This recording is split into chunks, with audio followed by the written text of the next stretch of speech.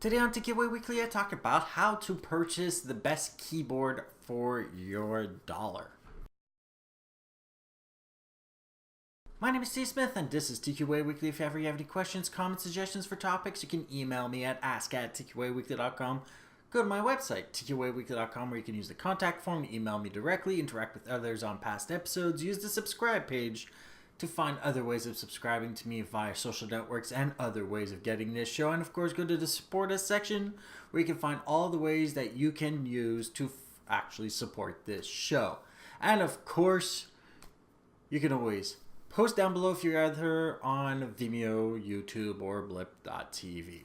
So today's topic is all about the keyboard and how to pick your own personal keyboard, because you know what? This is one of the hardest decisions when it comes to picking a keyboard for your own personal computer, whether it be a tower or an auxiliary keyboard for your laptop, because you can't change the keyboards on the laptop.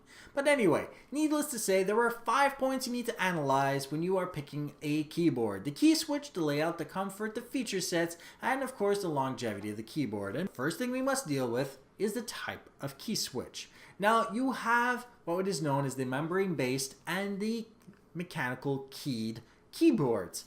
Most of the time, we're using full travel membrane-based key switches, which actually require that you actuate the key completely, usually with 25 grams of pressure, from the top all the way down to its seated position, where it will return back to its original position.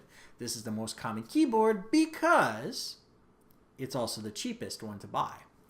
Then you also have the mechanical keyboard, which tends to be at least $80 starting.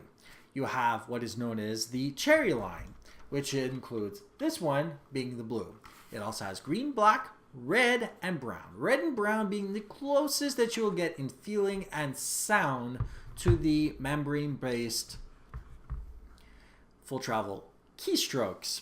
However, you also have Topiary and the Razer equivalent of the Cherry MX line, which actually actuates 1.3 millimeters higher on the stem than Cherry MX does, which tends to be a little bit more confusing to your fingers when you're used to Cherry in itself. However, these kinds of switches don't require you to travel as far down, don't necessarily have to impact the bottom of the key, do require double the actuation force, but because you don't push as far, doesn't actually feel like you're pushing as hard on the keyboard, and does in fact lend itself to typing faster. So for those who have productivity or programming or a lot of typing to do, that might actually be the type of keyboard, but let's not get ahead of ourselves. The next point is layout. You do have on the majority of those keyboards, even a $15 one, the number pad. You also have things known as the macro keys, and of course, that is not the type of keyboard that necessarily lends itself to everybody. If you need a keyboard to be portable, you also have the 10 keyless model, which allows you to have a keyboard that does not have a number pad. And of course, you can get a whole bunch of different styles of keyboard besides that have other different layouts, hopefully not breaking any of the rules when it comes to typing. The next thing is comfort. Now, while comfort can only be dictated by the position of the keyboard in your office or your bedroom or in your living room or whatever, you do have to look at it. Does the keyboard feel comfortable in your hands? Does it have everything you need? Does it have or have not a wrist rest? Can you use a different wrist rest with it? Obviously, you can always get an aftermarket wrist rest. And obviously, does the height become adjustable? Does the angle become adjustable? And of course, you also have to deal with where it is on your desk or wherever you're going to put it. But that is a very make or break deal when it comes to keyboards. If you need a keyboard to be higher or lower, get those kinds of keyboards. If you need a better angle, get a keyboard with a better angle. But keep in mind that you need one with all the features that you need, and of course, with the key types that you need in it. Then we also have to look at other features. Most notably, are they backlit? Do they have multimedia keys? Because that might actually be useful to you. And of course, is it wired or wireless? If you need a wired keyboard, get a wired keyboard. If you need a wireless keyboard for any reason, get a wireless keyboard. If you need backlit keys, because you're in a darkened room, there are plenty of keyboards that are both membrane and mechanical base that have backlights in it, and obviously get a keyboard that has everything that you need in it to begin with, because you don't want to need to get another keyboard just to finish some other tasks. So that's also something that you might actually want to write down before you go to any computer store. Before, get all the features that you need in the keyboard. That way you don't have to return the keyboard to get the correct one. And of course, the last detail is longevity. And this longevity might actually impact your decision on the price. Now, for those who didn't know, membrane-based keyboards tend to have a longevity of up to 1,000,000 repetitions and keystrokes per key. Now, while 1,000,000 might seem like a lot, keep in mind that somebody like me who types at, let's say, 115 words per minute might actually get very far into that over a lot of years.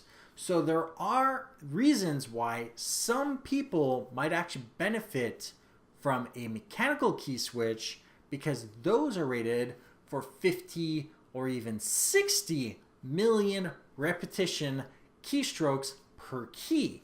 Because of this, you can almost analyze the price overall for the keyboard. So this comes out to $15 for the cheapest price, membrane-based keyboard, versus the $80 for the mechanical keyboard, but that lasts 50 times longer than the membrane-based, which lends itself to less than $2 per million keystrokes. So this might actually be a make or break. If you want a keyboard that will last a long time, you want a membrane feel, but a Cherry MX brown or red might actually feel better for you, you might want to go with those keys, because that will be overall less expensive. Those colors will actually make a less clicky sound for you, and will actually require you to press not as far down to actually actuate. It might actually be more comfortable on both you and your wallet. So obviously pay attention to how long the keyboard might last. If you need a keyboard that's going to last a really long time and you do a lot of typing, considering getting keys that might be quieter so that you actually have a longer lifespan on the keyboard itself, unless you don't mind every few years paying another $15, in which case go for that instead.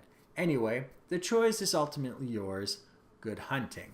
If you like this episode, like it. If you disliked it, dislike it. Leave a comment down below with suggestions for other topics, questions, comments, obviously. And of course, you can always email me at ask@tqaweekly.com.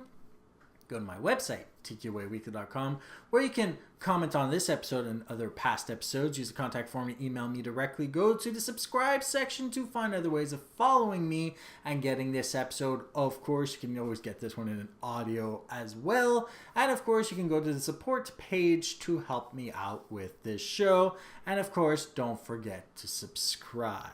Have a great day and goodbye.